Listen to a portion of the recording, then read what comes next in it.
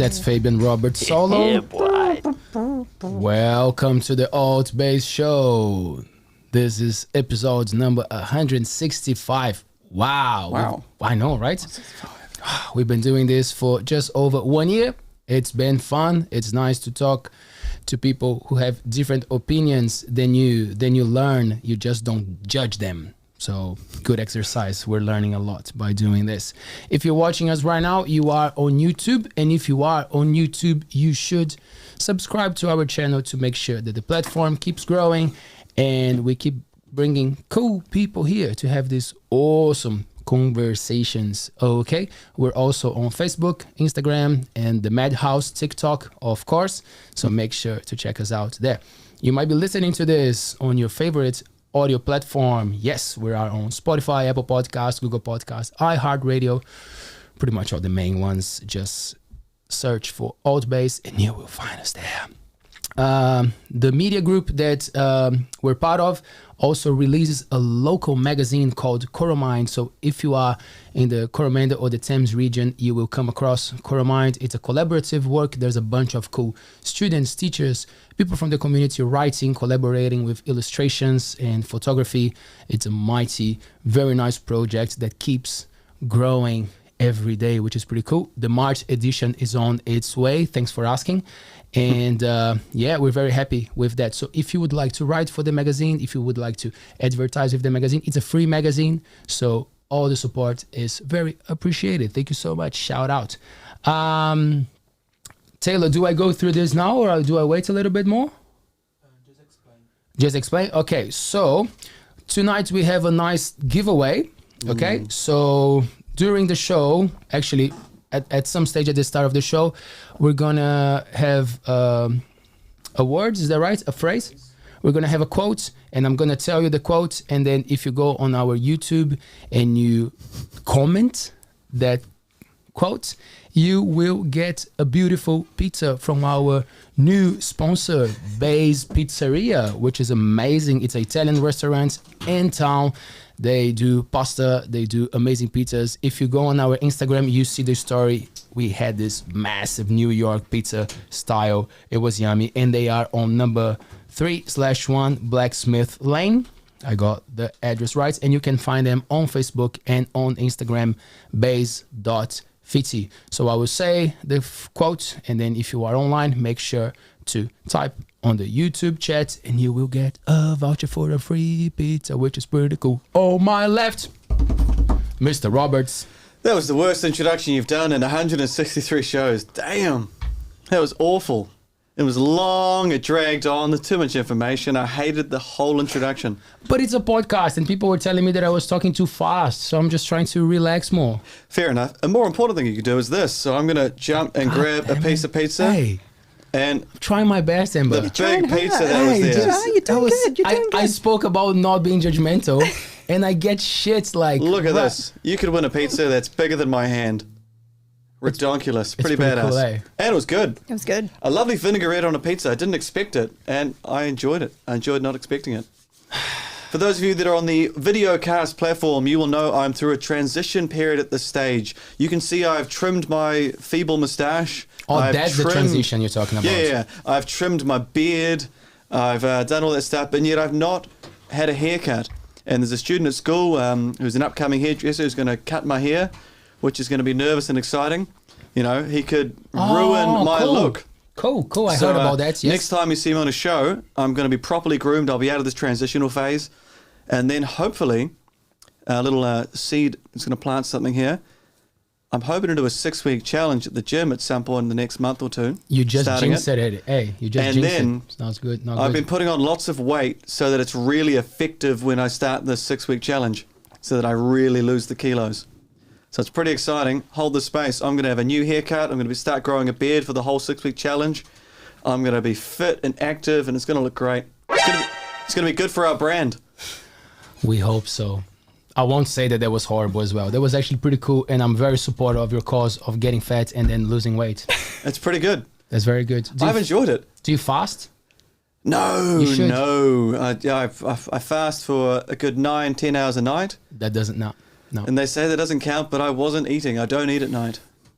So your definition sucks. I heard a little gasp, intake of breath. That may have been for comic relief. Is there someone on our left ahead of us? Who is this? I would love to introduce our beautiful audience to Amber Van Vlerken. Vlerken. God damn it! I practiced. Can Amber you? Van Vlerken. Thanks, Vlerken. Fabian. Say it again, Fabian. Van Vlerken. Awesome. Amber Van Vlerken. And Welcome. now you're going to have all the Dutch correct you because, Van Vlerken. yeah, there you go. We It's love, Van Vlerken. we love the Dutch people. How are you, Amber? I'm good. How are you guys? Good. Thank you so much for joining us. Thank you for having me. Do you like the space? It's good. It's nice. It's cozy. Nice. That's good to hear. Amber is on a cool mission with two beautiful companies in New Zealand. One is the So Dope NZ and the Hemp. Do you say all together Hempalchemy? Hempalchemy. Hempalchemy. Yep. Do you try and soften the P so it's not hempalchemy, but Hempalchemy. Do you try and emphasize the A outside of the Yeah. P? Hemp alchemy. Hemp alchemy. Hemp alchemy. Yeah. Hempalchemy. The emphasis there is quite fun to stress. It's good. So for the people who didn't read our description of the show, so you create skincare products with hemp as the main. So our main ingredient in all our products is hemp. So what a cool journey. Where do you get the hemp from? So we buy our hemp through a local New Zealand grower, Hemp Connect. So it's all grown in New Zealand. Most of it's grown in Whanganui and processed in Levin. So it was very local. We're from Wellington. So it used to be very local. Not so local now, but still keeping it in New Zealand, which is cool. Spray free. Do you sing songs to the plants? Do you play music to promote growth? I've never even met the plants. Like, we should go and do that and make a video. I know. They've said come visit the plants. I need to go let us visit the know. We plants. would love to go. Yeah, and make a video yeah, of that. yeah. I mean, it would be Absolutely. pretty epic to walk through just a field of hemp just towering over you. Like, it's impressive. Amber, I want to talk about the brand and I want to talk about the cool things that you do in your journey, but just to make it clear, because I think it's a bit of a taboo topic for a lot of people. So just so people don't give us shit, can you explain why you grow hemp in New Zealand and if it's legal or not? Because I think a lot of people are like, what? Do we grow hemp in this country? Yes. So Can I piggyback on that?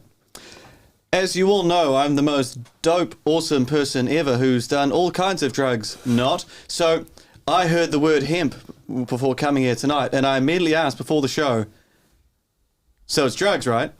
And so essentially, can we please alleviate my concerns? What is hemp? So hemp is cannabis sativa. So it's the same as marijuana, but hemp has a THC lower than 0.3%, whereas like your typical marijuana that's you get high off is 15% and higher.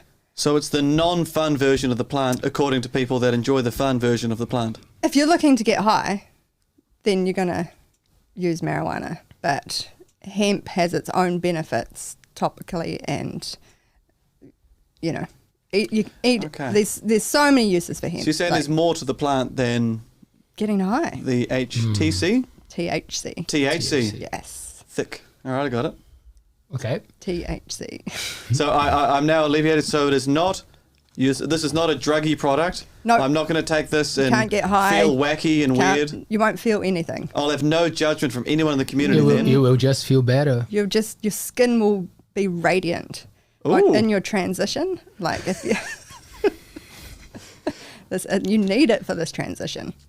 Okay. Yeah. So now I've had my piggyback. Thank you. I'll hop off. So your question was grown in New Zealand and why this and all that? So maybe now that you explained to us what it is, before you answer my question, if you can tell us, like, when you're growing the plant, are you growing both there? Do you have... No. Okay. So you can't legally grow marijuana in New Zealand. You have... so CBD comes from hemp as well. It's distilled... So it's like the distilled hemp seed. And even that, to get hold of that in New Zealand, it's still prescription only through GPs. Whereas hemp can legally be grown in New Zealand. There's a lot of red tape to go through. the money that you've got to pay to get licensed to grow hemp. It's all done through, it was all done through Ministry of Health. I think that's changed. It's now done through Ministry of Business and Innovation. May be wrong. I don't deal with that side of things. I buy the raw oil from our supplier, who they're so knowledgeable. We're in contact with the owners of the company, and they're constantly telling us, you know, what they've got coming up. So for us, when we first began getting hold of New Zealand grown hemp oil, was ridiculously hard and so expensive. Like, you could not make a product that you could sell and make a profit. It was just completely priced out of the market. So to begin with, we were importing it from Canada, and that was the best source for us, because it was important to be importing organic, spray-free, you know, like it needed to be true to what the cause of our company was. And then I think that was for about a year we were getting our hemp from Canada, and then we started getting New Zealand grown hemp, and now we're loyal to keeping as much local as we can. Keeping, you know, it's important for us as a small business to support other small businesses in New Zealand, keeping it local. And the hemp industry in New Zealand is small, and I think everyone sort of supports each other.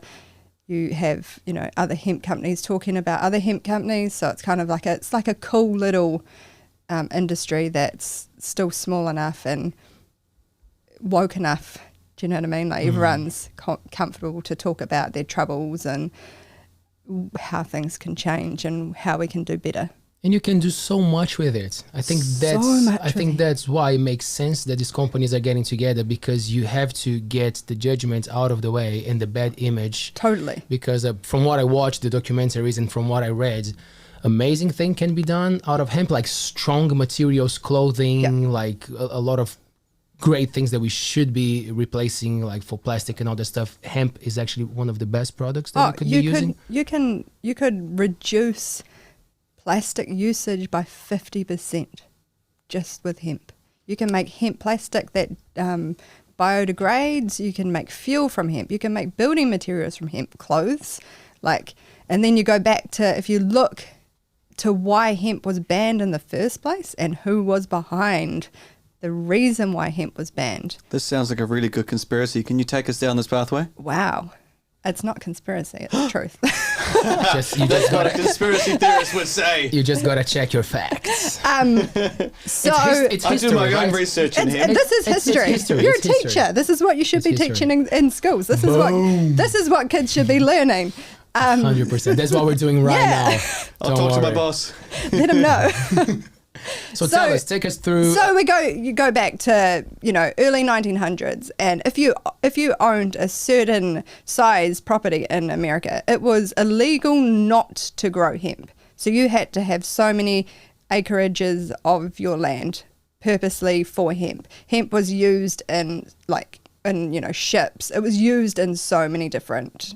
It was used in everything, and then there was this sort of conspiracy, you know, when you had the alcohol became legal in the mid 1930s, and marijuana was quite not prolific, but used in both medicinal purposes and for just, you know, fun.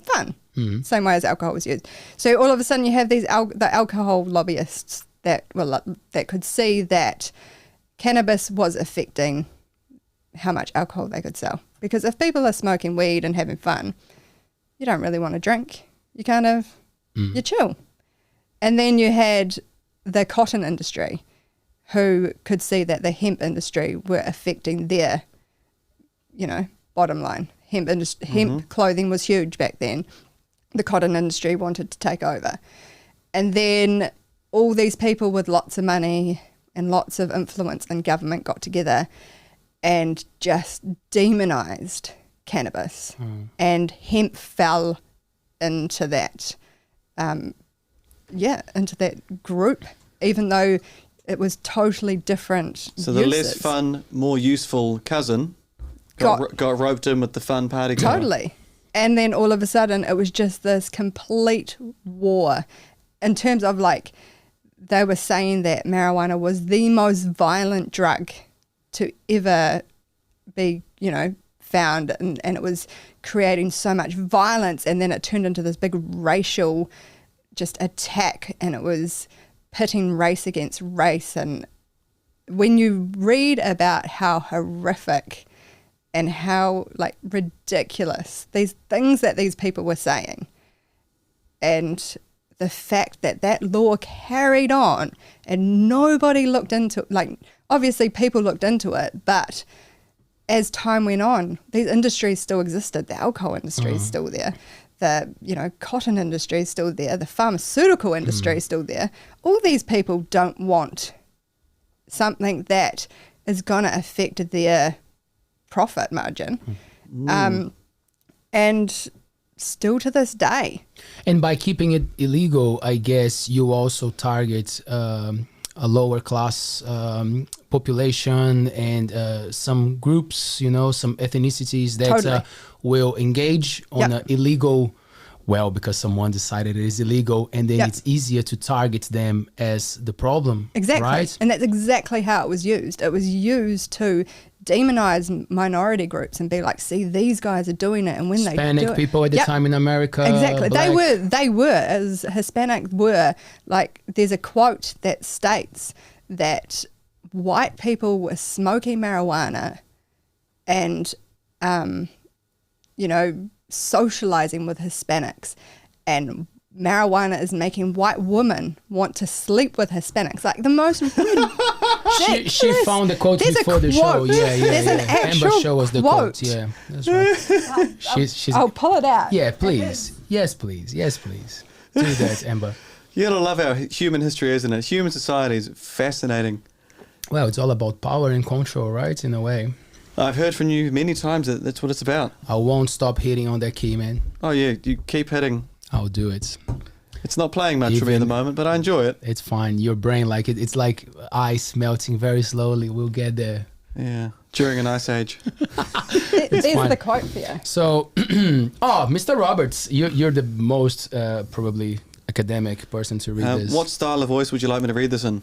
An old, like how you would speak Stoned. in America in 1937 if you're a politician. Jeez, A American stoned politician. Yeah. Come on, let's do it. Probably from Boston. I'm terrible. Okay. Marijuana is the most violent violence-causing drug in the history of mankind. Most marijuana smokers are Negroes, Hispanics, Filipinos, and entertainers. Their satanic music, jazz, swing, results from marijuana use. This marijuana causes white women to seek sexual relations with Negroes. Is that really? This is a real thing? That's a real quote. Really? A real quote. So that was said in Parliament. That was said by the lobbyist that was trying to get marijuana banned. So that is the basis for the laws today in New Zealand for cannabis. And then that carried on for the war on drugs on the 60s. Totally. I would say, right? And then so it's sexual oppression of women for their choice in who they relate with. It's racist. It's also just unkind and not true. And jazz? I suppose, I don't really like jazz. Maybe we'll keep the jazz article in there. Marijuana is the most violence-causing jazz. What about the entertainers? There's entertainers there, right? Yeah, I mean, doesn't society thrive on its entertainers? wow. I mean, but Hispanics, Filipinos, what? These are all nice people. Oh, history, eh? History. History. But how is it history when it's still to this day cannabis? We can't legally, like... Taboos are hard to get rid of. They are. Yeah. But do people know? You know, how many people know the reason why cannabis is illegal? You know, how many people have looked back in history? Do people just believe that it's illegal because it's bad? Far more importantly, can someone comment and tell me what accent did I do? Because I don't really know what it was. An angry one. It was angry. It was good.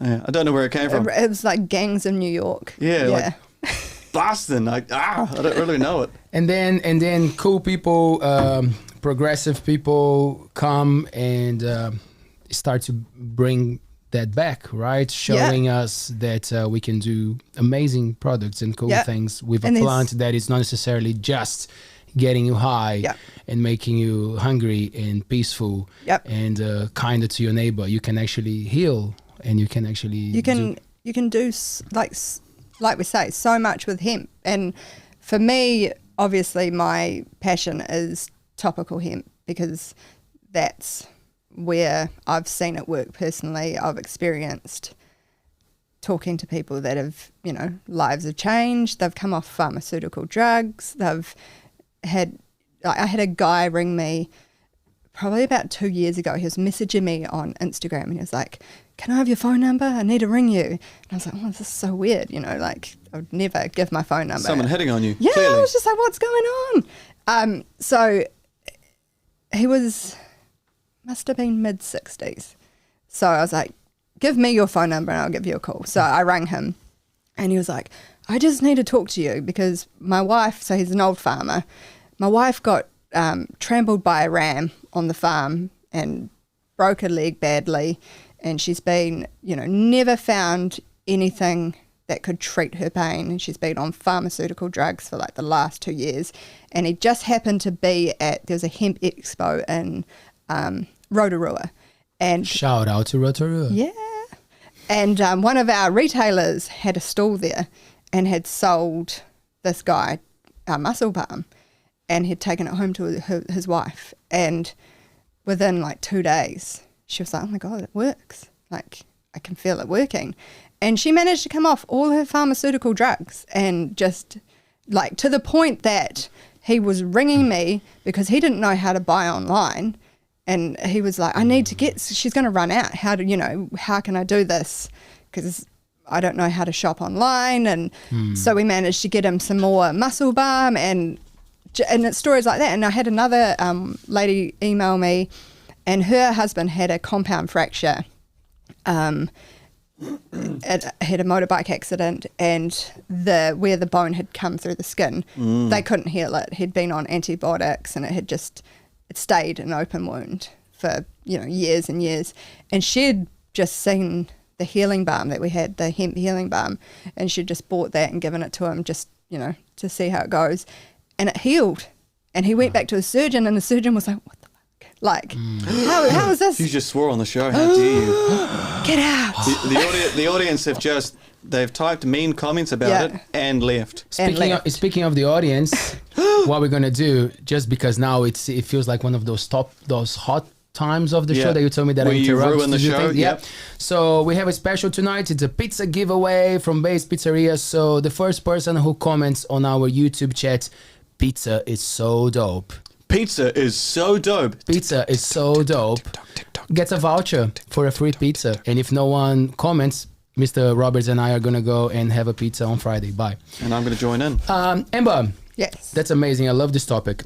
What it feels to me, though, we're getting to a point now that there's a lot of research on the power of cannabis, the power of like THC, cannabidiol, and also on psychedelics. So Australia just recently legalized MDMA and psilocybin for medical treatments.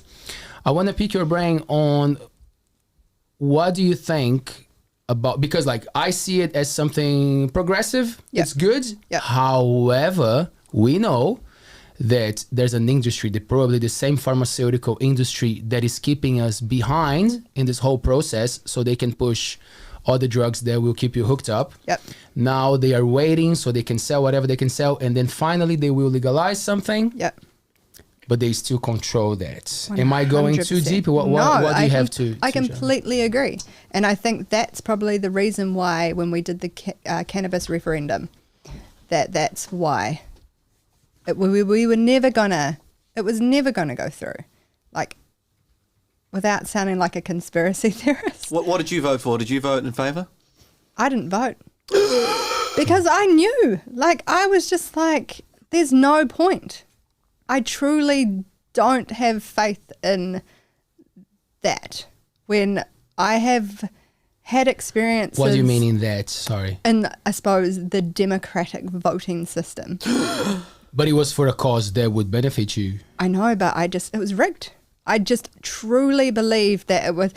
I knew that it was going to be close, but there was no way it was ever going to go through. It's untaxable. It would have just been you. It probably was me. Without your vote, they had to pull back in the holes. They did. Where's that one person? There's one person that hasn't voted. It could have been that one. She's a part of this industry. Couldn't be her. What's the thing with the tax that you mentioned? Sorry, the untaxable thing. Sorry, you said that you will not. It will not it's untaxable. It's untaxable. So the whole law that was going to come through was that you could legally grow 4 plants for personal use. If you take, the government is all about making money. They're not going to give something to the people that could impact, they're lobbyists. And, you've got the pharmaceutical industry, you've got the alcohol industry. They're the main players in the lobbyist groups for the government. That list feels kind of sad because, 20 years ago, you had the cigarette industry in there as well. Yeah. But they've been pulled down. But who owns the vaping industry? The same companies that own the cigarette industry own the vaping industry. Touché. They're still there. They've just transitioned. It's a key word of the night. I was just trying to follow your train of thought. So you believe that if we could be growing 4 plants now, we would still not making an impact I think the only way that the only way that the government would allow cannabis to be legal in New Zealand would be if they can control that. So it would be sold like cigarettes. You can grow tobacco, but you can't sell tobacco legally in New Zealand. I think there would, until there's the government have parameters on how it can become taxable, that's when you'll see things like cannabis, playgrounds. Yeah, and psychedelics. And any drug that's going to become available in New Zealand is going to have to be owned by pharmaceutical companies. No pharmaceutical company is going to let $1 billion profit go to waste. Okay, cool. I like that. But then how do we do it? I'm very open to say that I believe that we should have access to all sort of substances, because by the moment that you make everything available to the people, you make sure that there's education behind that. Yep. When you're not allowed to talk about something, it can be more damaging than actually if you were explaining something to someone and explaining how you go about those things. However, in these moments, I feel a bit like, where do we go? Because you need somehow a way that you explain to people this amount is okay to take or not, or like, so how would we do that without an industry kind of like doing that for us? What do you think? Well, I think it's people power. Like, we need to take the power back as the people. Like, we need to be teaching our children. We need to be talking to our children about, instead of telling our kids not to take drugs, we need to be open and honest and be like, right, if you want to try this, come talk to me. We can discuss it. We can sit down. We can talk about how much is safe. It needs to become a non-taboo subject. Just like you would do with a beer, right? Totally. Well, this is not good for you exactly. if you're going to take 10 liters, but like if you want to have a glass before you do whatever. I think I would personally prefer my kids to smoke weed than get drunk. Personal opinion. Probably a lot of parents completely disagree. But if you look at social harm, health implications of alcohol compared to, the implications of marijuana, alcohol's horrific. Like, the social harm that alcohol causes is terrible. I am a big fan of rules and control. I love it. I love being involved in enforcing rules and following rules. I'm a big fan of it. Is that why you're a teacher? Totally. It's a very structured system. It works well for me. Question then, what rules or structures would be good? Because I'm assuming there's ways of misusing it. The idea of, pharmaceuticals have used their sway to be in charge of, they can upscale hemp production at an order of magnitude that could not be done independently. Yeah. So they already have the infrastructure there. Yeah. So what steps can you take within rules that are there And what rules would you lobby for that are sensible, that would, how can we cleverly maneuver our way around this? I think that you're naive to think that people out there already aren't misusing drugs. If people are going to misuse drugs, they're already doing it. Like if you go to, you know, any ED department on a Friday or Saturday night, how many people are in there having drug overdoses, alcohol overdoses? That's always been there. Drugs are easily accessible in New Zealand. I went to Electric Ave in Christchurch last week. Question? Yes. What is Electric Ave? So it's a festival with some cool bands, just a cool day out. Cool. 32,000 people. Oof. Yeah. And there was a shitload of people on a shitload of drugs there, to the point that you had people like Lord talking to the crowd about taking drugs and,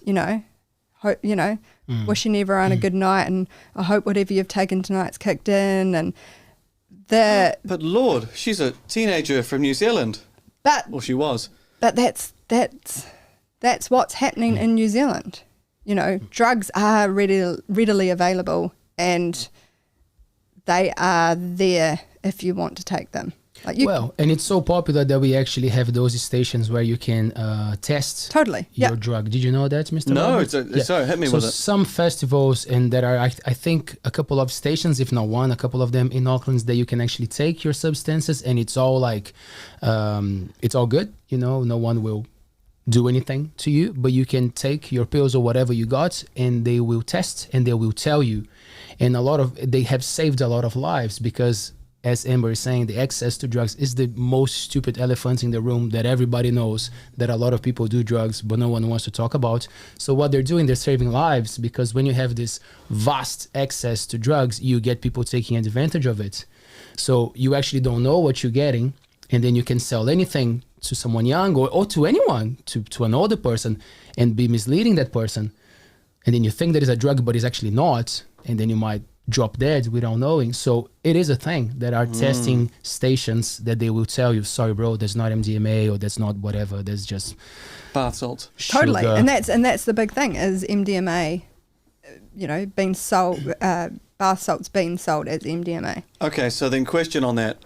Wouldn't it be good to have some form of regulation, little control to ensure it is if legit MDMA? Exactly. Like if you could access, like in countries, like in the Netherlands and stuff, where you can buy MDMA, you can buy all that, you can buy acid, for sure that you're getting what you're paying for.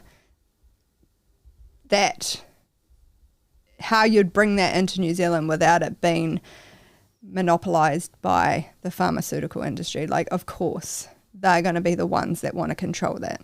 There's too much money to be made. But surely in the Netherlands, there'll be 2 or 3 top dog companies that control that industry, that function effectively exactly as the pharmaceutical company would here in control. Someone will be in control, and someone who's up and coming in the Netherlands, they got to compete against the big 2 or 3 MDMA producers, and the big MDMA is like, no, they're bad MDMA, we're the big ones, and they would put the red tape in front of them. Yeah, and I think, like, if you look at, overseas, the penalties for selling a drug that isn't what, it would be like in New Zealand if you sold, a food product, and then your ingredients list was completely different to what the actual product was. You can't do that. So that would be the same over there. But, New Zealand's a really small country with very localised interest and control, and lots of money maybe in the wrong areas that have influence over the government. Could be a great country to be an example, eh? Totally. Like, it's the best country if you think, right? It is. And we're small. It's true. It's true, because the conditions are proper. We're the test ground for so much. Like, so much. We are the test ground for, like, vehicles. When you look in history, like, we've been the first of lots of things. We're definitely not going to be the first to legalise drugs, because that's already old news everywhere else. We're so behind. I wonder, just a quick heads up before we carry on. Dinah Elliott, is that correct? I don't know if it's Dinah or Dinah. Dinah Elliott is the winner for our pizza voucher. So Taylor will be in touch. There you go. Dinah, feel free to invite us. We're going to go with you and have a pizza. Can I jump in here? Yeah. Can I use a product on the show? Do it. And if the ingredients list is, not accurate, I could break you'll out. know straight away. So, all right. What have we got here? I'm going to go left arm. After sun lotion, probably because... Oh, that's what you need. You've been in the sun today. Can you nick me? Oh my God, look at that neck, That's brother. what you need. That's what you need. Sorry, ladies and gentlemen. I spent most of my time in the shade, but I got it. You suck. So how do I apply this? Is it spray on or No, so apply? put it on your hand. And for those teenagers listening, those teenagers listening, the word Amber used before, that's enough. Calm your farm. I want a little Topical does not mean current events. It means sort of applied directly to, yeah? Yeah. So, all right. So I'm applying this topically. This is after sun cream. So I'm going to suddenly turn into a hunky stud. My sunburn. It's part of your transition. It's part of my transition. I love it. Great. Okay, cool. I'm going to try another product in about 5 minutes, and as long as this one doesn't choke me with reactions. I love this political conversation, and we're definitely getting back to it. But let's talk a little bit about the product. So why skincare? Why hemp? So I've always had a curiosity with, I suppose, cannabis. Like, I grew up in a household where nothing was off the table of what parents were really open with everything. My dad had a marijuana leaf tattoo on his, so I got a matching one on my wrist. Nice. So I suppose the whole taboo-ness of cannabis was always kind of like, oh yeah, like always appealed to me. And then as a teenager, I didn't really have the urge to really smoke weed, or it wasn't my thing. I tried it a few times, but it wasn't for me. And then I had kids, and we sort of grew up. My kids were they were prem, and then 2 of them had heart conditions. So we sort of raised our children in a very medicalized world, like lots of hospital stays, lots of medications, lots of pharmaceuticals. That's all we knew. So we sort of had so much trust in the medical system, and pharmaceuticals were all we knew. And I suppose as time went on, you sort of question things and you start wondering, is there a better way? So I sort of started talking to naturopaths and stuff, and that started my curiosity into how I can help them naturally. And then they all sort of had funny skin problems and stuff. And then it was me that started taking a hemp supplement. And I noticed that it just made me feel better. It made me sleep better. I felt better within myself. And then I started looking into topical products that I could, just make myself, things that I could just use at home on the kids that could help.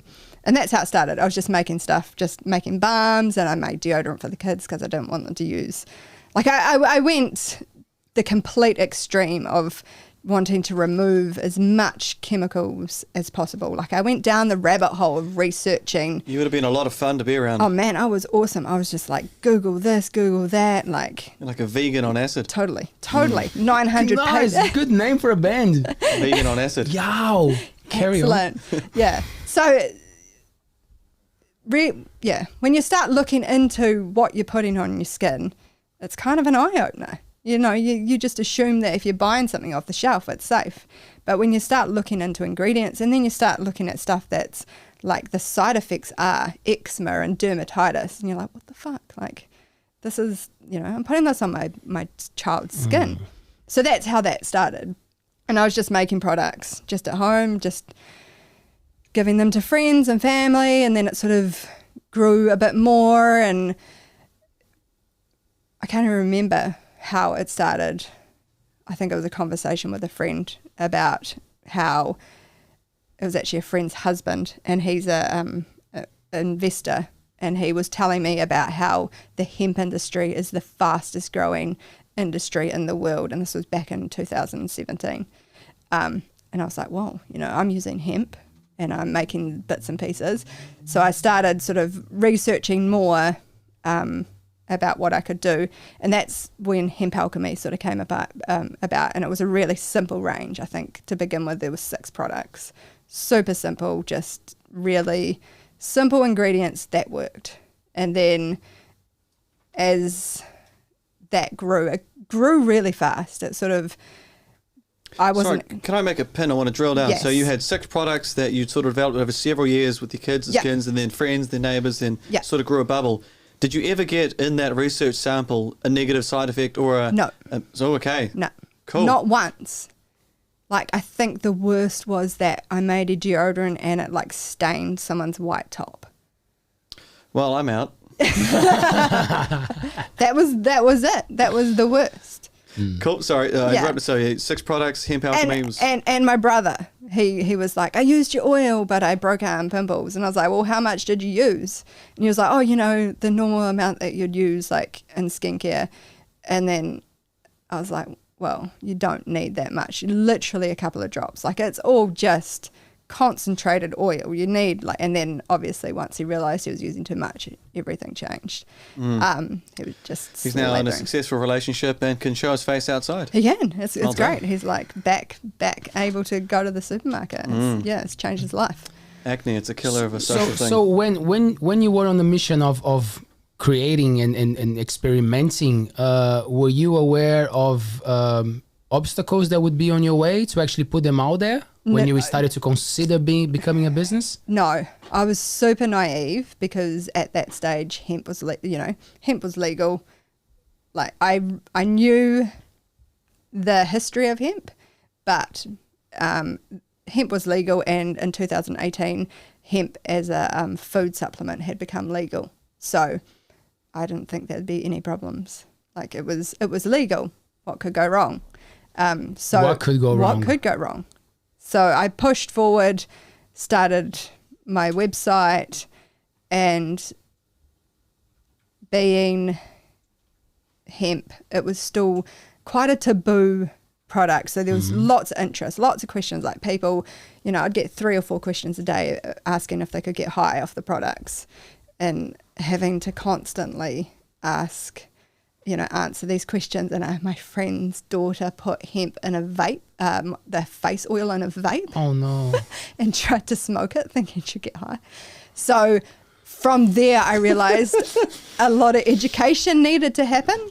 My social media platform grew really fast, so it was quite good to be able to use that as, you know, not only to promote my products, but I decided that we needed to educate as many people as we could. So a lot of what I was posting and a lot of the content was just education on hemp and the fact that you are not going to get high from using hemp skincare. And then it just sort of grew from there. And then, you know, you could see markets where you could create more products for. And I was working with a friend who had a degree in cosmetology science. I can't remember the word. So that was really useful because she had all the scientific knowledge that I didn't have. I had studied hemp, and every oil that we use, I make sure I do research, and I obsess. So before a product is created, there's a full obsession to the point that once the product's launched, I'm like, meh. What kind of oils are you talking about? Far out. Like so many different oils. Like literally every single product has different kinds of oils targeted at... Can I have a dabble with the one that's on my neck? I probably should have read and researched it myself. Yeah. Insect repellent. No, that's... can I have the next one? Sorry, which one did you say? Oh, sorry. Further one. Nope. This one again. Oh, you want to read? Oh, Yeah, I wanna read. sorry. What did I You want put to on my read what body? you put on your body. Oh, sorry. See, it's important. You need to be reading your ingredients list. Aloe vera. Yeah. Cannabis, love it. sativa, cold pressed hemp oil. So you had to put that in brackets because people will be like, ooh. Well, yeah, you've got to make clear that it's hemp oil, not So Prunus amygdalis dulcus, sweet almond oil, simord. These sound all made up to me. They are. I just made them up. Yeah, it's Sounds clever. like They sound pretty legit. Yeah, the scientific name, and then the Kira common name. alba beeswax. So when do we start to find some trouble? So That's what I'm curious. Probably 2 years into hempalchemy, I started getting banned from social media for promoting illegal and illicit substance. Like, no warning, I'd just lose access, wouldn't be able to post, wouldn't be able to do anything. And I'd be like, what the hell is going on? You know, like, how is this? And I'd plead, you know, back to Instagram and Facebook, and that was back when you were talking to real people. Mm-hmm. And they'd be like, oh, yeah, you know, we've checked your site, you're all good to go, sorry about that. And then, you know, back then it was probably every 3 or 4 months, I'd just go to use my social media, and it'd be like, you can't post, you've got a 10-day ban or whatever. And I was just like, this is so weird. You know, I'm not doing anything illegal. How is this? You know, it's legal. And then I got like a final warning to say that if I continued to, if I broke their community guidelines once more, I was going to lose our social media pages. So I emailed, I can't remember if it was Facebook or Instagram. This was when they were sort of 2 separate companies, whereas now it's just Meta, and it's all under that same umbrella. And they said that if I read the guidelines, that hemp came under the same, illegal advertising and subject as, and it was like cannabis, drugs. The list was so ridiculous that hemp was in there. It was just absolutely ridiculous. And we were classed as the same industry as porn. That was the most fucked up thing, that hemp skincare was put under the same restrictions as adult entertainment would be. Like, you know. Well, for those of you watching that enjoyed me applying topically the Out of the Skin product, if you feel that I am in breach of the broadcast standards, please send your emails through and let us know, and I will no longer apply topical products live on show. Legal and illicit. One of the biggest problems of not being able to have conversations and explain what things are, they just fall into these weird umbrellas. Totally. And there's this. So as time went on, it became this very like almost aggressive, like you're breaking the rules, you know, you're not following the rules. And it was like, what's behind this?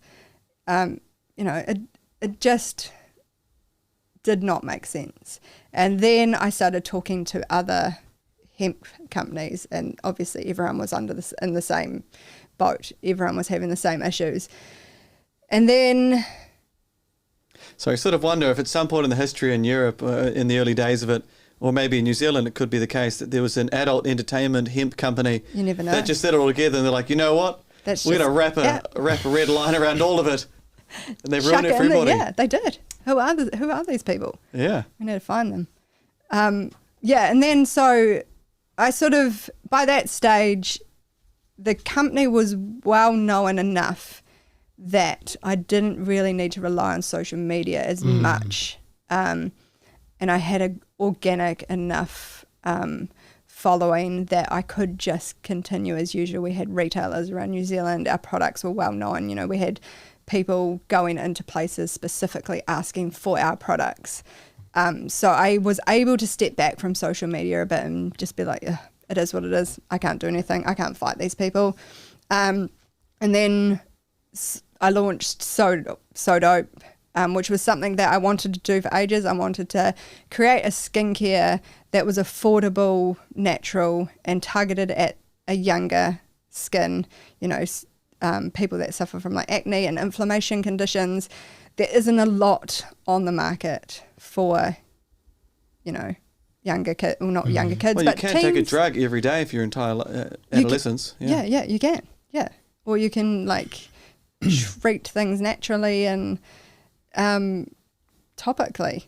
Like, not saying that it's going to solve everyone's problems, but there's a lot of these sort of supermarket skincare ranges and, pharmaceutical skincare ranges that treat,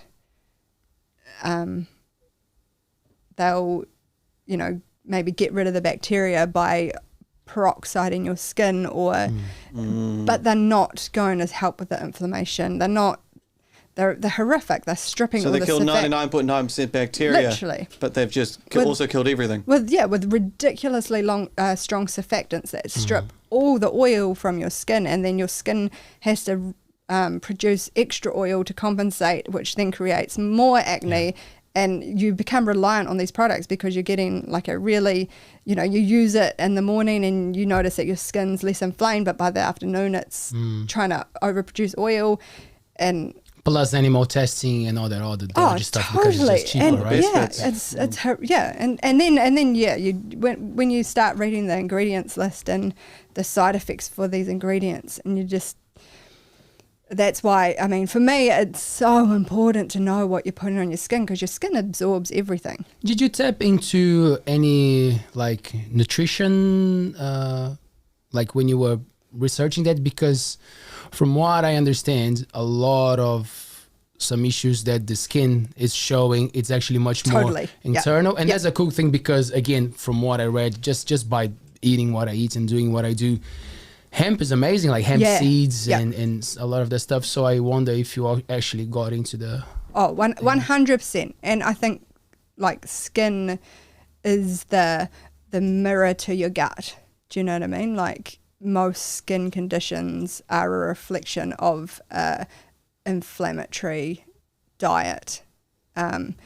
If you can cut out the inflammatory foods that you're eating, you'll notice a huge difference in your skin. And hemp is a massive anti-inflammatory. Like, it's got an omega-6 fatty acid called gamma-linolenic acid. Gamma-linolenic acid? Yes. And it's a super strong anti-inflammatory. Like, there's been studies done that have likened it to the anti-inflammatory properties of over-the-counter anti-inflammatory drugs that people are taking. So people are able to come off pharmaceutical anti-inflammatories and just take hemp supplements. And that's scientifically, that's proven. So can I jump on the bandwagon? So you had social media being a prick telling you were basically porn when you had nothing to do with human entertainment. You weren't like... I feel worse for you guys than I do for the porn industry getting wrapped up in that business. But for here, you managed to get into shops. The business grew and has its own name and is now sold regularly through reputable places because it's strong enough. Now, do the naysayers still come in? So the next problem that I had was all of a sudden our bank accounts got like frozen. So we couldn't accept credit cards. So our websites are obviously credit card payments. Just overnight, we lost the ability to process credit card payments because the banks decided that we were an industry that was dodgy, which was huge for us because like all of a sudden people going to our websites couldn't buy stuff. Like, how bad does that look as an industry? We had no warning. There was no like, hey, look, we've looked into your website, please explain, or... There was literally no warning. I woke up in the morning and checked my emails at like 6 a.m. and it was like, we just wish to advise you that you're no longer eligible to use, I can't remember the name. Are we allowed to name and shame banks? So it's not a New Zealand bank. It's an overseas, so it's a credit card processing facility. So I don't even know. So like a Visa, Amex, MasterCard? Yeah, so it was just through, so our website's a Shopify. So it was just through Shopify. So it was there. So Apple Pay, like it was everything. So buying products that come from like slavery and child stuff, you know, like That's children. fine. Bring it on. That's We don't fine. mind. Bring it Yeah, on. Bring it on. Bring it on. Yeah, that's totally fine. Like we don't, just as long as no one talks about it or looks in that direction, it's all good. Like, did you feel like it was even more motivation to carry on? oh man, I was so angry. Like I remember that day, and I went for a walk down the beach, and I was just like furious. Like I was like, at that time I was like, it's over. Like, how do you come back from this? How do you have a successful online business that just like that someone's taken it away from you with no explanation? So I went home determined to fight it, and I don't even know how I did it, because when you're dealing with these massive companies, you don't talk to people. It's like these weird robots that you talk to. But somehow I managed to get in touch with someone from California, and I think I had Googled like just some weird Google thing about someone's email, and I managed to get hold of a real life person's email at Shopify. So I emailed them, and I was just like, I need help. This is what's happened to me. Like, look at my website. It's skincare. We're not doing anything wrong. And somehow that worked. And like 48 hours later, we got our... Thank you, Elon Musk. Thank you very much. Yeah. It's a tricky one, because I'm sure, again, because it's a taboo topic, because it's something that people do dodgy stuff all the time, because there's no regulation, because there's no one actually doing the right thing. Yeah. Not, but like sometimes you come across those guys, so you just go into the same bag. Yeah, it's yeah. like, oh, hemp, oh, just check it in there. It's easy. It's easier to do that than individualize every business and look into every business. If you just put everyone under some sort of blanket, then that's easier for them. And I talked to another hemp skincare company, and they had the same thing. Their bank accounts would, like the same thing, credit card processing was just turned off, and unfortunately they didn't even get theirs back on. She couldn't. So she ended up changing, having to get a whole new website, redesigning everything, and managed to get back up and going that way. But it's just such a ridiculous fight that So with this being the fastest growing business, is there an entrepreneur out there, the banking world, if you're watching live, we need a bank that will support these products, and they can take their 1% if they need to. I think it's like we pay like 3.5%. Ridiculous. They can take their 3.6%. You have some high profile people using your products. That's pretty cool. So we've Do they actually put their names there? Or So we were lucky early on. We had All Blacks. We had Black Fern 7 players. We had Silver Fern players. We had some awesome people. But would they actually connect their names with the brands? So they were posting on their stories. Cool. So that's how it grew so quickly. And that, I think it blew me away, because I was not expecting, I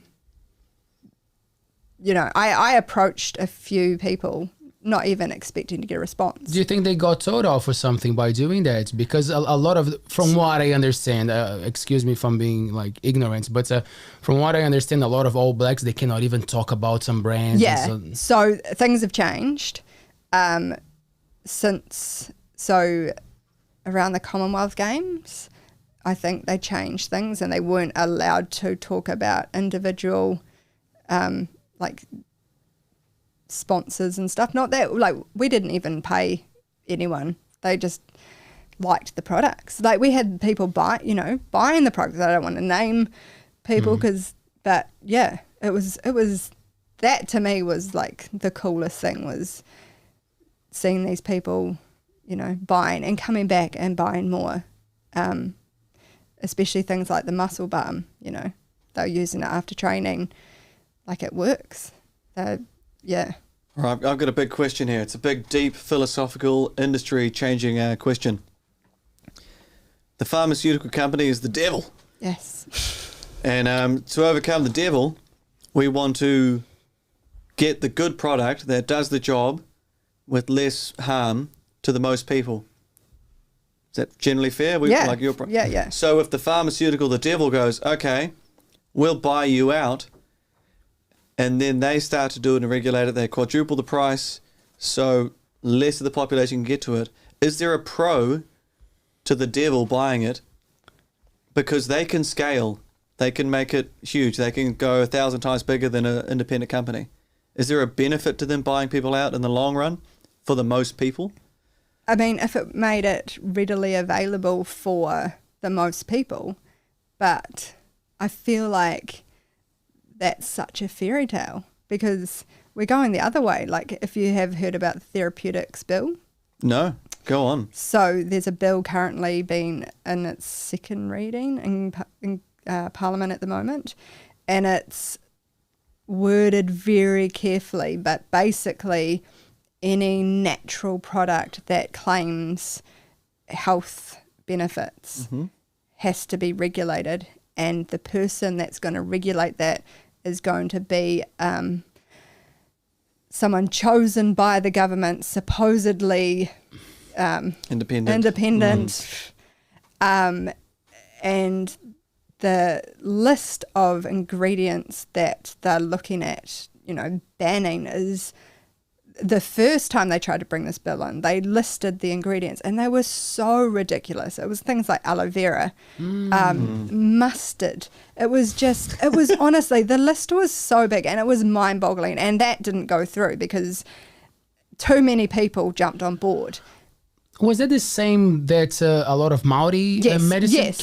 Can you put that in the same? Sorry, just so we. So I think that's the reason why that got thrown out, was because the Māori Party were like, no way, this is our birthright. It's in the treaty that we can, use our medicinal plants to treat our people. This new bill, I think there's, from what I've read, so Māori medicine is exempt, will be exempt, or is in talks with being exempt. But there's things, like your off-the-shelf vitamin C, magnesium, that's all going to become regulated. And there is no word on what's going to be available and what's not. Basically, the wording is that if there's a pharmaceutical product that can treat the problem, then the natural alternative will not be available. Like literally the government wording was, this bill is important because the people of New Zealand need to be able to take advantage of AI technology in the medical field, advanced vaccines, and there was something else. It was just ridiculous. Shocking. Over there, Taylor, could you please, can you open up OpenAI ChatGPT and find out what its opinion of the health benefits of hemp oil, and just flick me some words through when that happens? Thanks, mate. That's a good request. Have you tapped into ChatGPT? So weird. My son said to me last night, he was like, have you heard of, what's it called? ChatGPT? And I was like, no. And he told me about it, and I was like, what the fuck? I have an international student living with us, and we asked her, they have a homework, and they have to write a 750-word essay on this topic. And I just went, oh, okay. ChatGPT, please write me an essay between 700 to 800 words about this topic as if it was written by a 15-year-old. The person who's writing it is from this country and needs to write it in English. So please include about 8 typos. And make sure you reference that I've travelled from overseas. And can you write about the season we're in right now? Go. And it wrote me one, so it regenerated. It wrote me another one. Did it again. It wrote me 3. I then chose to get it right in the style of Dr. Seuss. And that was amazing. Stephanie Myers. Mr. Roberts, there's a question here for you. Oh, yeah. Hit me with it. Ask Mr. Roberts if he pays his taxes. That's a great question. It's a good question. Well, it's a good question. So, as I have not left school since the age of 5, I have been a part of a government system since the age of 5, and I am paid by the government, and they do all of that for me. I simply get my paycheck and see what they've taken out without my consideration. So there you go. I do pay my taxes because I don't have a say. There you go. And there's a question for me. Does Leo listen to Blink 182? I don't know what's happening in these chats tonight. I used to. It was one of the first, I think you can call punk pop CDs that I got from a friend. And she was beautiful. I think we were 12. And she gave me this CD that had this hot nurse putting a glove in her hands. And I didn't know what it was. And when I listened to it, that drumming just completely blew my mind. Travis Barker, for the ones who don't know, probably one of the best drummers of our times. I don't listen to it that much anymore, but I couldn't appreciate more the musicality of Blink-182. Do you like Blink-182? Yes. Can we name a Blink-182 song? Just put one in my head. Which ones do you like? There you go. Probably the Small moral. Things. All the small things. It is that bad. Cool. I had that in my head. Cool. I don't know. You into hip hop, eh, Emma? Yeah. Yeah. Mac Miller? Mac Miller. Got a tattoo? A few. I've got 3 Mac Miller tattoos. Are they all of him, or are some like just symbols that represent him? No, so I've got one that's the same as he's got. Okay. And then I've got a picture of him. Mm-hmm. And then I've got lyrics to one of his songs. Which song? I really like Mac Miller. I hope the title is from appropriate. the kids' album. My son's going to be listening like, Mom, what are you doing? You idiot. Come on. It's the one about him smoking weed. If he's watching, probably he can comment for us and give the name. Say it again. Okay, cool. I'll have a look. So if Amber's son is watching, probably he can send the name of the song for us. That's amazing. When did you start your journey with tattoos? How old were you when you got the first one? Oh man, like recently, like Really? 5 years ago. What? Yeah. Cool. Yeah. Just I think it's something that I always like. I was always like I wanted to get a tattoo, and then I was like thinking it was gonna hurt because everyone told me they would hurt. Is the best part. Doesn't hurt though.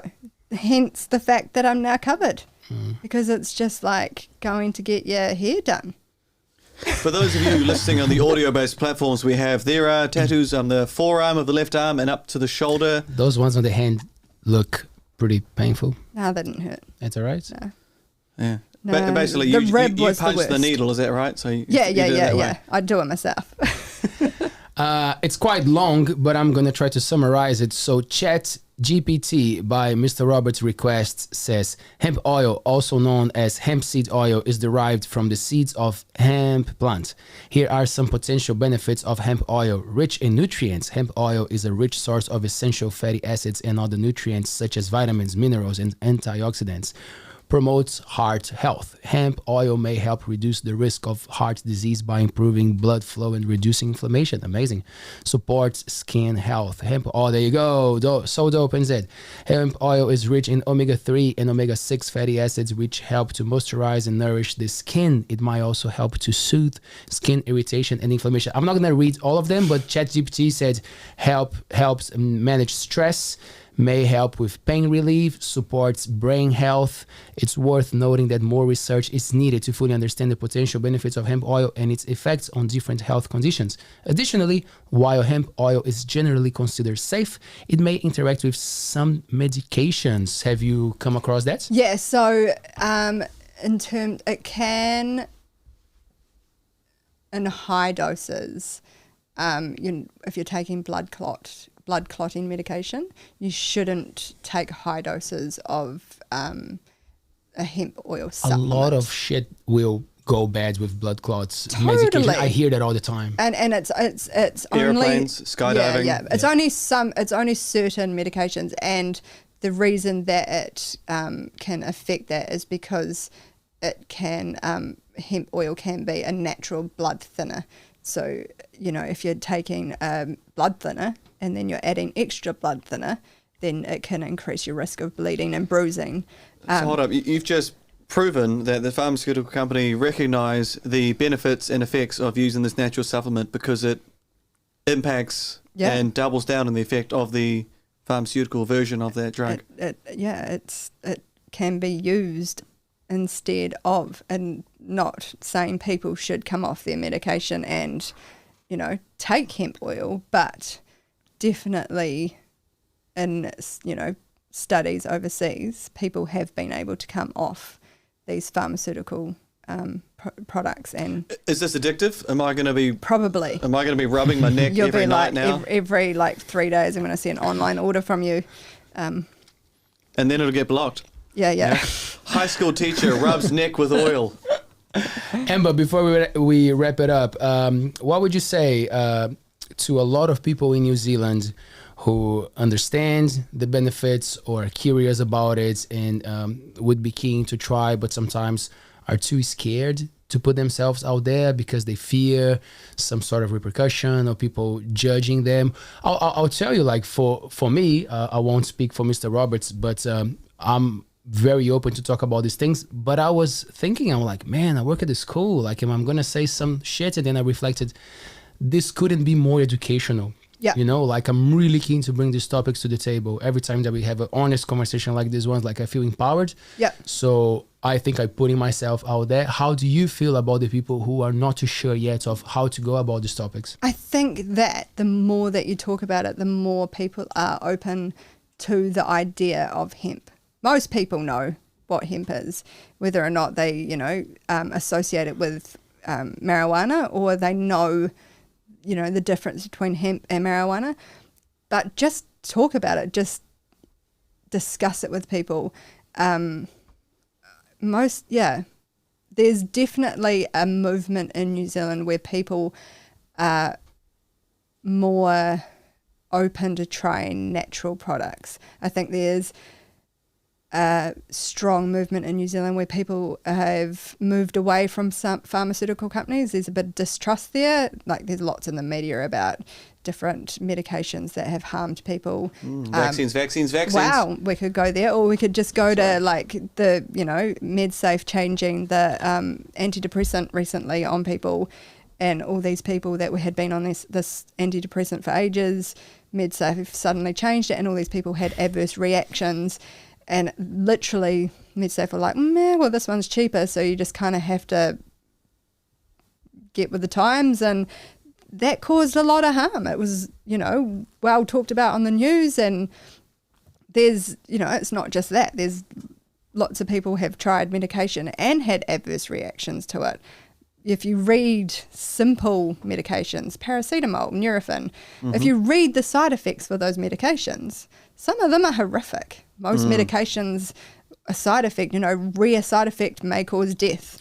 I just changed my mind about wrapping it up because now you're touching on a subject that I'm really interested in. I forgot that I had a question about that. It seems to me that I read that before, New Zealand is one of the only countries that you can actually use media to advertise pharmaceuticals. So America. So that's linked, America and New Zealand. How ridiculous. So messed up.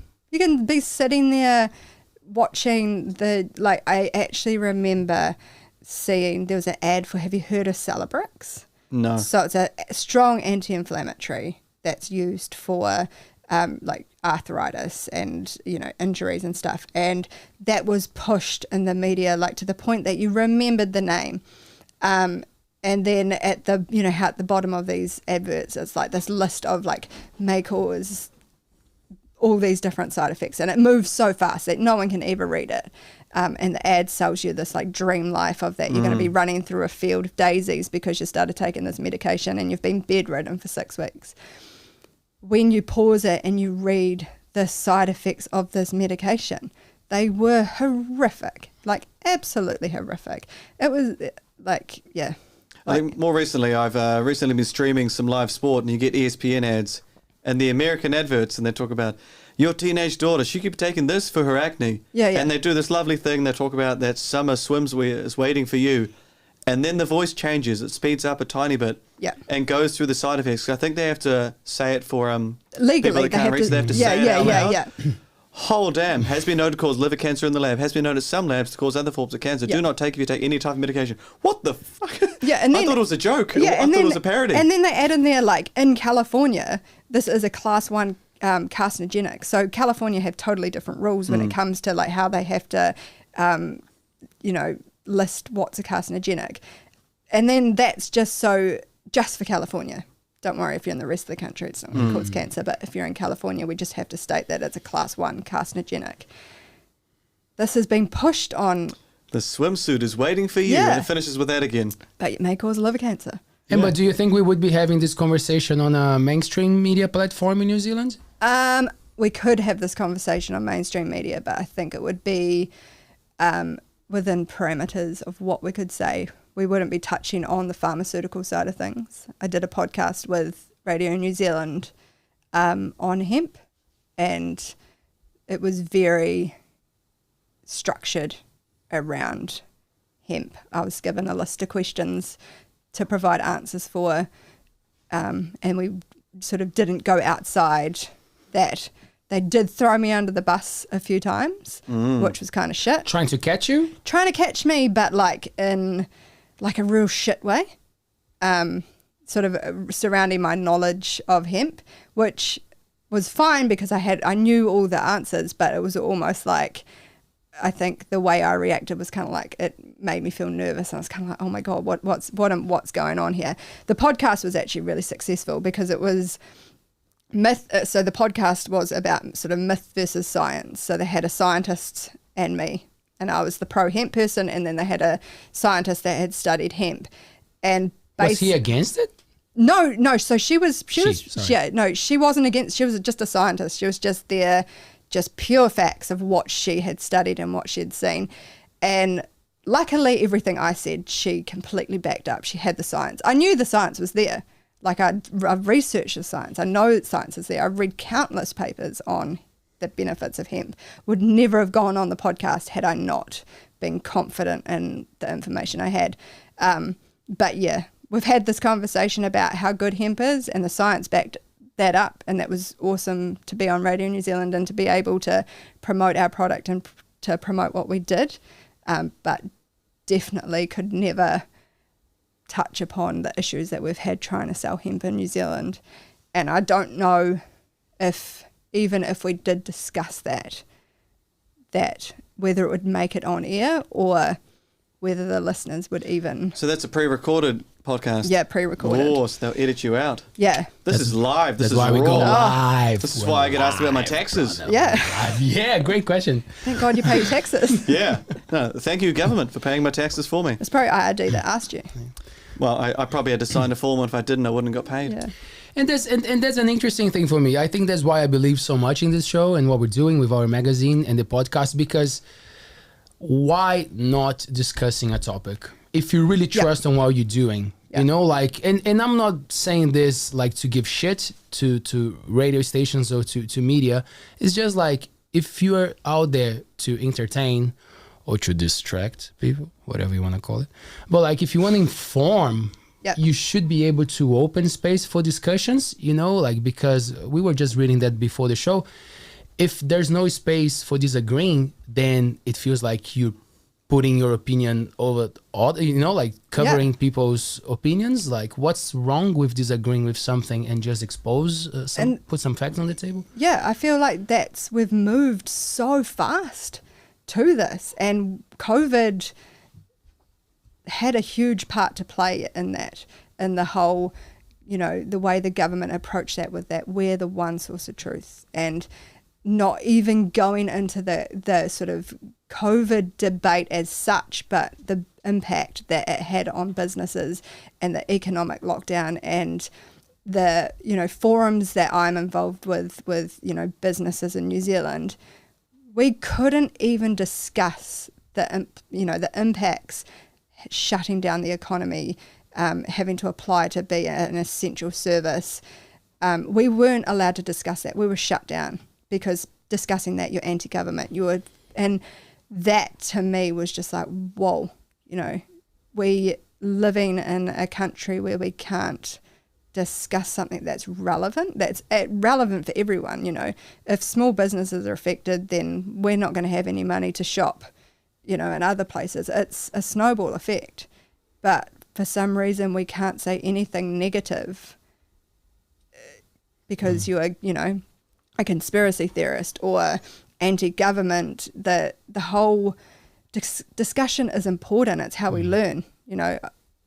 Being open to hearing other people's point of views is how we learn different things about people, how we can adapt to, you know, being human. Well, and when you say something, you open yourself for someone to call you out as well. That's why I bring Mr. Roberts here to call me judgmental. I love a debate. Like, I love hearing other people's point of views, and I love finding out why they got to that why they believe what they believe, how they got there. I'm a It's likable guy. interesting. You are most of the time. Likeable guy.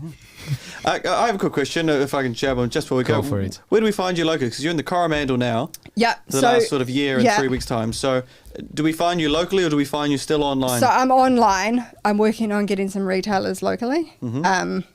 If you're in Wellington, we've got retailers. Auckland. I'm still working on some more retailers down south. We're in independent pharmacies around New Zealand. If you go into your pharmacy and you want to see our products in there, let them know. We're always open to. Tell them I sent you. Yeah. And it's such a cool product. Look at this. You got the art done by from Cracked Ink. Yeah. Yeah. Can I have a look? Cracked Ink. Cracked top Ink. artist. He's amazing. UK artist. Yeah. English UK art. Yeah. It's just amazing. Congratulations, Amber. This is so cool. Thank you so much. Thank you for having me. Yeah, for having this open conversation, ready to take whatever comes your way. Yes. You sounds like you're very prepared, and you have done your studies and your research, and you trust your project, which is the main thing. A lot of people come here thinking that this is a platform to promote what they're doing, and like I always say, if you are ready to be authentic and be who you are, that's the best promotion, because we're going to question you. We're going to ask real questions. So I think you passed the test. Excellent. We'll see. If I come up with like a hearing in 2 weeks. We'll blame it on the transition. Yeah, if my transition goes wrong. Oh. Thank you so much. Mr. Roberts, what a pleasure to have you back. It's been a while. Oh, thank you kindly. I enjoy being here. Thank you for the pizza. Base Pizzeria. Very nice. Some good competition in town. I love Slice.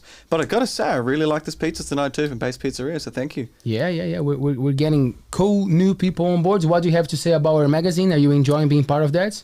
Yeah, I enjoy making the puzzles. My first puzzle was a flop. I'll put it out there. It sucked. I was working on a website that I couldn't close the tab, or I'd lose all my information. So for the second edition, I bought a program where I can save and amend, look back 2 days later. Having a lot of fun making them. I've had a few complaints that I add too much of my personality to a crossword. Well, apparently the Jason Statham film Meg from the February edition was not a totally awful movie. And apparently that was too judgmental of me to say awful Jason Statham film about a giant shark. Pretty cool. I think the premise alone is the worst. But anyway. Are you enjoying doing the audio version of the magazine? Accessibility matters. We go for that. I do enjoy reading them. Occasionally, I read in the voice of different people. The reading the poems is interesting. Reading someone else's poem, not knowing their exact tenor or their exact phrasing. But they give it to me, so I'll read it in my way. And if they complain, they can kindly email you, and you don't tell me. Okay. But additionally, I actually wrote an article for this one, or an activity. Very good article, must say, for the March edition that is coming up. Amazing. I'm really looking forward to listening to the contributions of those that read that article, and to know that I'm a kind person. I'm not being an ableist. I really want people to contribute, and I can put together, I think, bring the person in, do a recording of their It's already songs. happening, of course. I'm looking forward to it. And I haven't actually made one myself. If you don't know what I'm talking about, you've got to read the March edition, because there is a cool coming up next week. Coming up next week. Yeah. Wicked, look forward to it. Amber, what a pleasure. Thank you so much. Thank you so much. So, So Dope NZ on Instagram and Facebook. Yep. And Hempalchemy. Yep. On both. Both Instagram and Facebook. Awesome. Yep. Rock and roll. Rock and roll. Thanks, Taylor.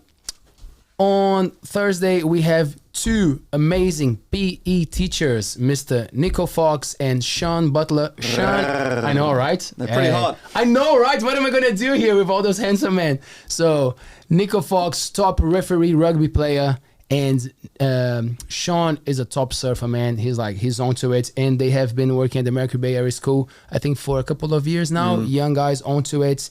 And we're going to have a good yarn. It's going to be a good one. I'll see you guys on Thursday at 7 p.m. And obey. Peace.